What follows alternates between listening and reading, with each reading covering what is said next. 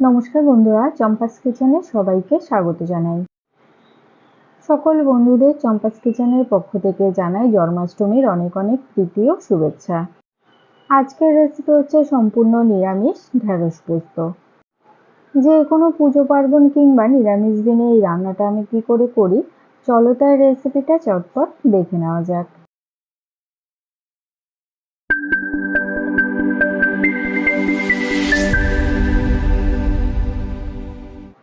সবার প্রথমে গ্যাস জ্বালিয়ে একটা কড়াই গরমে বসাচ্ছি।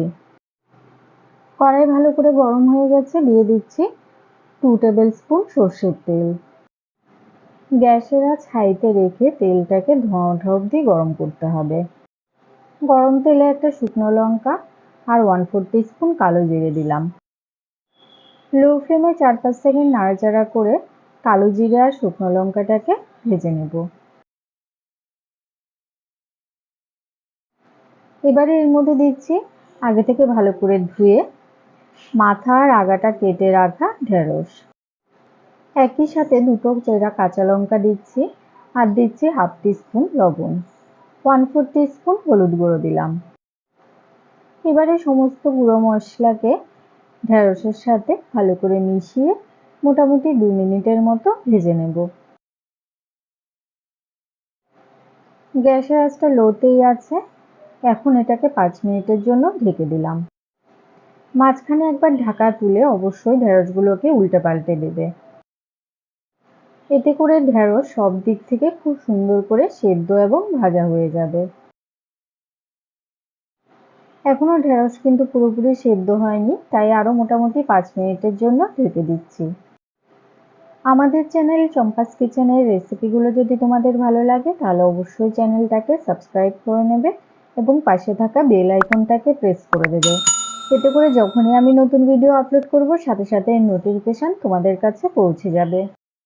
কথা বলতে বলতে এদিকে দেখো ঢেঁড়স খুব সুন্দর করে ভাজা হয়ে গেছে। এবারে এর মধ্যে দিয়ে দিচ্ছি পোস্ত আর কাঁচা লঙ্কা বাটা।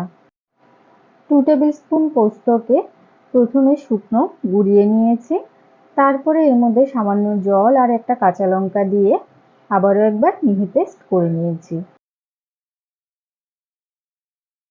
এই রান্নাতে খুব বেশি ঝোল হবে না, তাই মিক্সিং জারটা ধুয়ে সামান্য জল দিচ্ছি। ঢেঁড়স ভাজাতেই ভালোভাবে সেদ্ধ হয়ে গেছে, তাই এখন আর এটাকে কিন্তু ঢাকবো না। জাস্ট এভাবে পোস্ত বাটার সাথে সবকিছুকে মিশিয়ে দিয়ে 2 মিনিট লো ফ্লেমে ফুটিয়ে নেব। সবার লাস্টে উপর থেকে ছড়িয়ে দিচ্ছি 1/2 টিস্পুন চিনি আর 1 টিস্পুন কাঁচা সর্ষের তেল। লাস্টে এই কাঁচা সর্ষের তেলটা অবশ্যই করে দেবে, এটা এই রান্নাতে খুব সুন্দর একটা ঝাঁঝ নিয়ে আসবে। সবকিছুকে আবার একবার মিশিয়ে দিচ্ছি।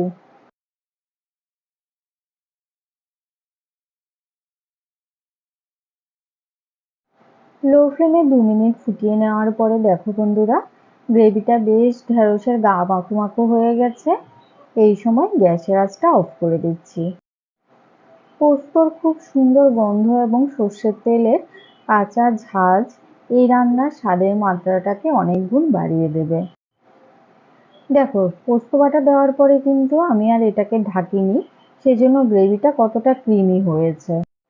পোস্ত বাটা দেওয়ার পরে এটাকে যদি ঢেকে দিতাম তাহলে অনেক সময় দেখা যায় কি পোস্তটা ফেটে যায়।